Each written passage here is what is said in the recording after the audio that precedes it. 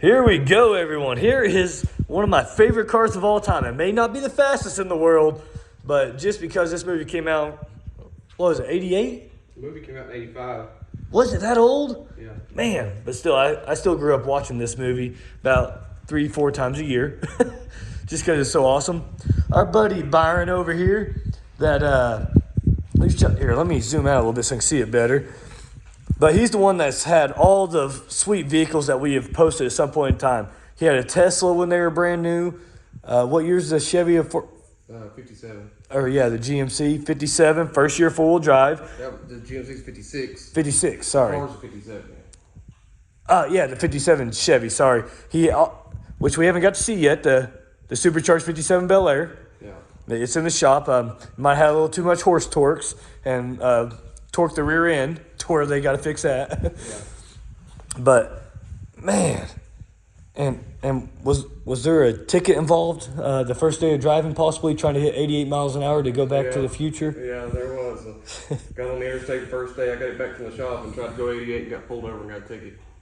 And you had your Santa hat on and everything. Santa hat on. He And didn't let me go. the cop apparently never watched the movie. He didn't think it was very funny. And we just happened to be passing him. That's how we got our video of the pullover, because we was actually heading towards him and seen, my wife was like, oh, look, there's a cop over there. I was like, oh, hopefully he stays on that side of the interstate. Then I seen the door pulled up. I was like, that's Byron. But, so could you give me a little history on John DeLorean? John DeLorean was an interesting guy. He was a big wig at General Motors back in the 60s. Helped them develop a lot of iconic cars like the GTO and the Firebird, and kind of got the muscle car movement started.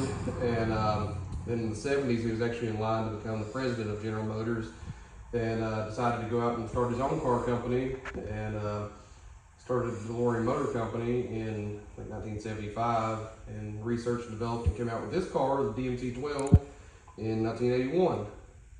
And This was the only car they ever made. They made it from 81 to 83. And did he not decide to make this company because GM would not incorporate any of his designs or prototypes? I don't know anything about that. That's just something I heard. I'm not 100% sure on it. But I just think he just, ultimately wanted to do his own thing. Pretty intelligent guy, but also had a pretty big ego about him. Money does that sometimes. Yeah. All right, so this one right here was how many miles on it? 9,400? A little over 9,400 miles when I got it from the estate sale. Yeah. The lady and her husband had bought it brand new in 81 and drove it for a year or two, and then parked it in the garage and covered it up, and it sat for 30-some. That's say until you found it. Right. Yeah. When we got the car was in good shape cosmetically and everything, but still needed full mechanical restoration.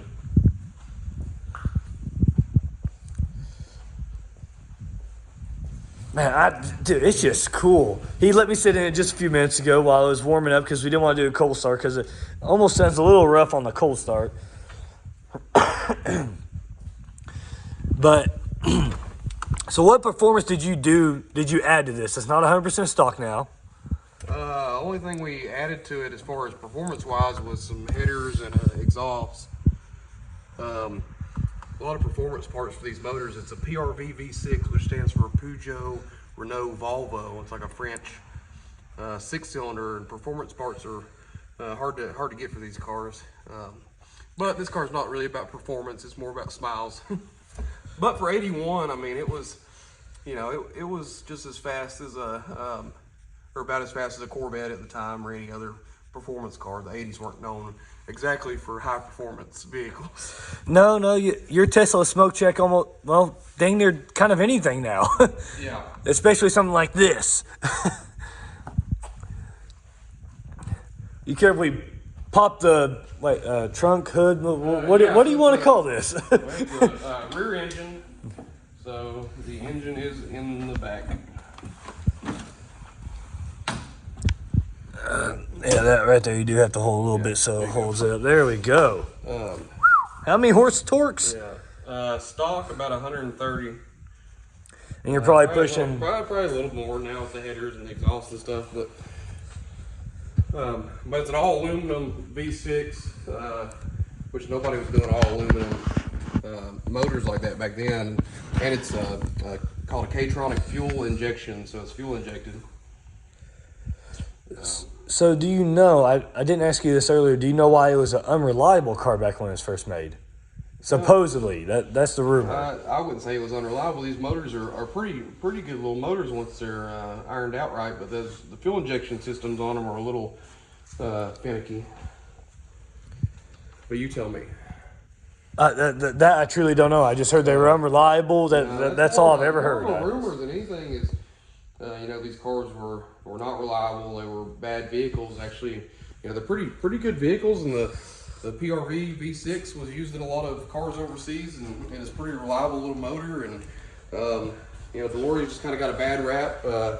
With some of the trouble John DeLorean got in, trying to save his business in I guess '83, when the company was going bankrupt and he needed more funding. Possibly wanted $24 million in funding, possibly. Yeah, so somebody was setting him up with $24 million in cocaine to fund his business, and it was ended up being an entrapment from the U.S. government. So he ended up getting acquitted of everything, but that still damaged his reputation in the end. And then something he just told me here recently is he put all LED lights in the whole vehicle now, was part of the upgrades. But right here, the old headlights used to overheat and actually warp this. But he got extremely, extremely lucky with how this is such low miles. The headlights were never turned on enough to actually ever damage this plastic here. So, yeah, the whole car is stainless steel. It's actually stainless steel panels attached to a fiberglass underbody, but the front piece here and the rear piece are painted pieces. Fiberglass or plastic? I would think they're plastic. Yeah. Just where you said the underbody and everything. All right. I guess if you want to start her up, if you don't mind, so we can hear this. Not fully stock, but other than headers and exhaust.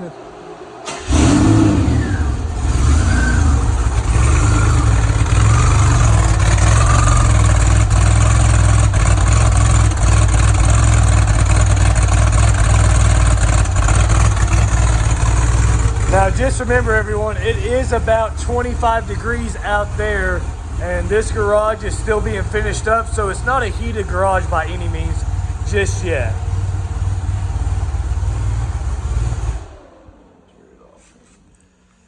But even the original radio works in it.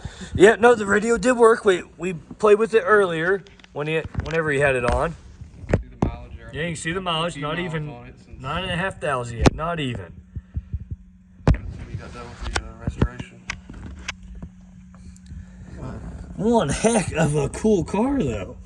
Yeah, I mean, for the early '80s, it's pretty luxurious car. It's all leather on the inside. Power windows, power mirrors.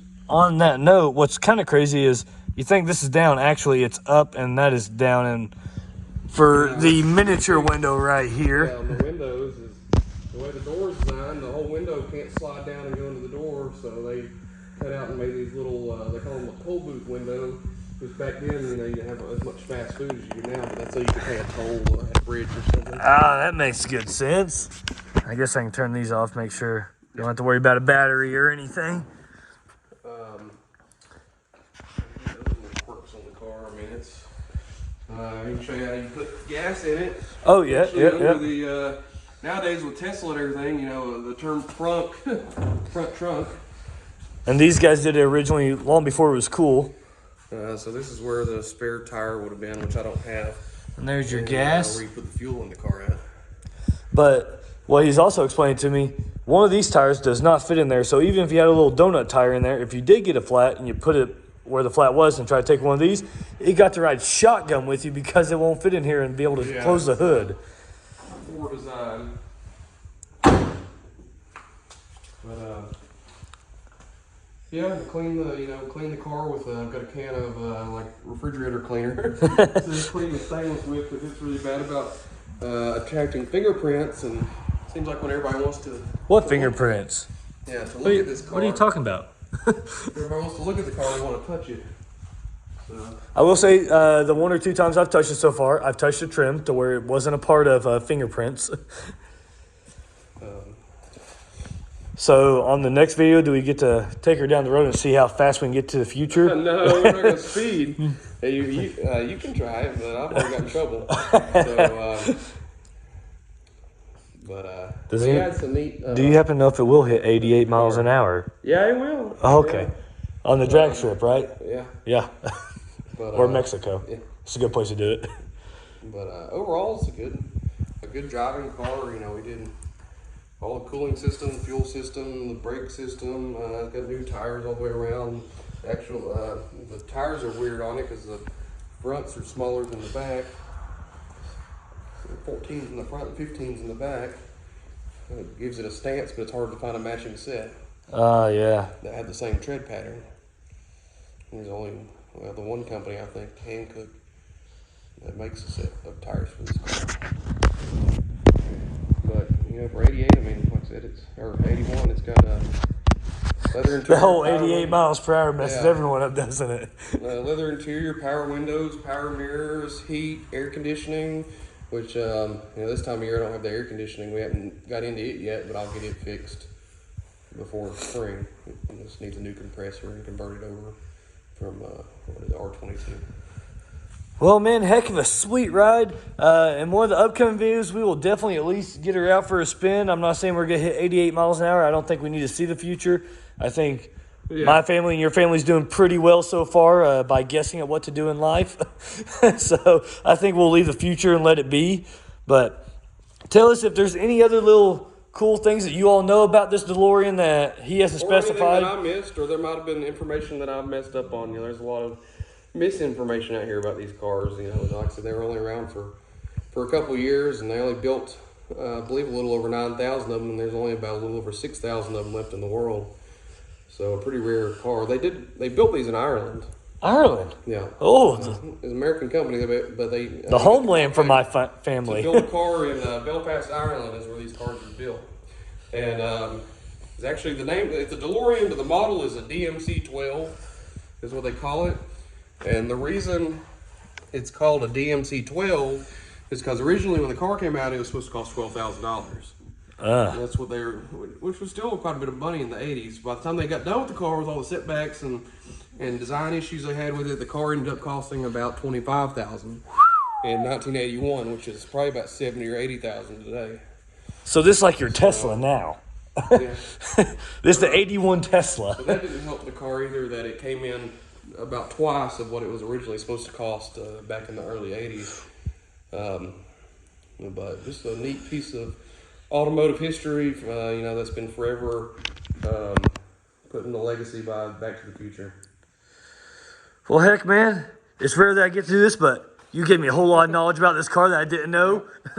But if y'all have any more fun facts about this car or anything y'all want to see about it, possibly we can do it in another video, just leave your comments down below. Hope you enjoyed the video. If you did, please give it a big thumbs up. Stop by for the first time. Please subscribe. Y'all have a great day.